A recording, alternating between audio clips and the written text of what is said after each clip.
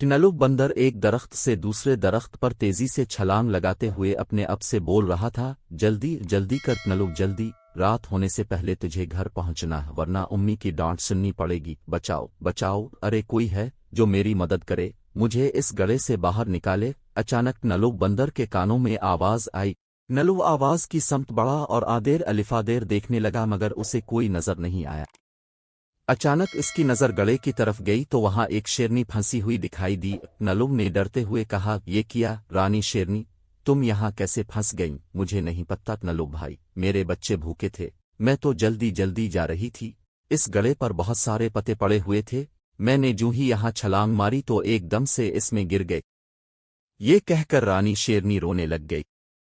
नलुग ने कहा, अच्छा अच्छा, तुम रोना बंद करो, मैं तुम्हें बाहर निकालने का इंतजाम करता हूँ। नलुग कुछ ही देर में कहीं से रस्सी ढूंढ लाया और कहा, ये लो, इसे मजबूती से पकड़ो और बाहर आ जाओ। कुछ ही देर बाद शेरनी बाहर आ गई। जैसे ही शेरनी बाहर आई, नलुग बंदर डर के मारे दरख्त पर चढ़ गया कि कहीं शेरनी इसे ही ना खा जाए।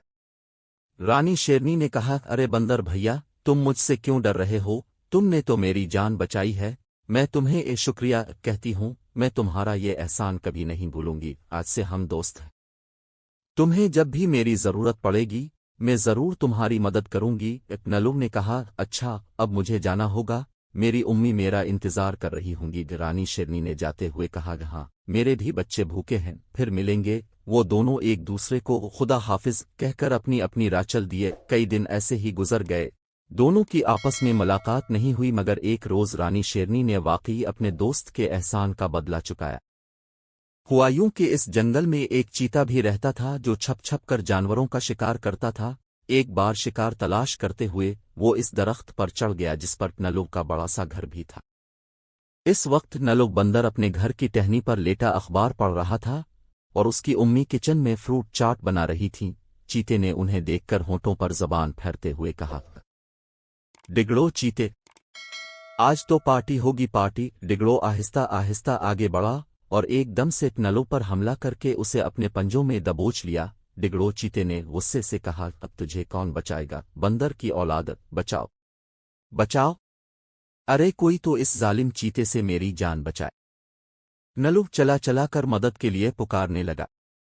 अचानक खुद को छुड़ाने की कोशिश में उसकी टांग फिसल गई और वो सीधा नीचे जा गिरा। डिगड़ो चीता भी फौरन छलांग मार कर नीचे आ गया और आहिस्ता आहिस्ता बंदर के पास आते हुए कहने लगा, अब तो तुम्हारी टांग भी टूट गई, भाग भी नहीं सकते तुम। लेकिन अचानक से डिगड़ो रुक गया और डरते हुए कहने लगा, रानी, तुम मेरे रास्ते से हट जाओ। रानी ने कहा, नहीं नहीं हटूंगी, तुम्हें नहीं पता तुमने किस पर हमला किया है, मेरे दोस्त पर हमला किया है।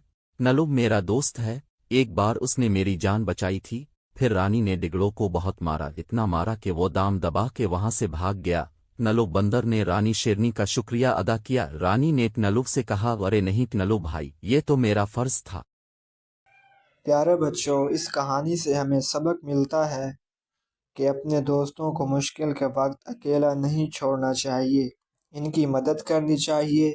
चाहे जितनी ही बड़ी मुश्किल हो, हमेशा इनका साथ देना चाहिए। अगर आपको ये कहानी अच्छी लगी हो तो हमारी वीडियो को लाइक, शेयर और चैनल को सब्सक्राइब ज़रूर कीजिए। शुक्रिया।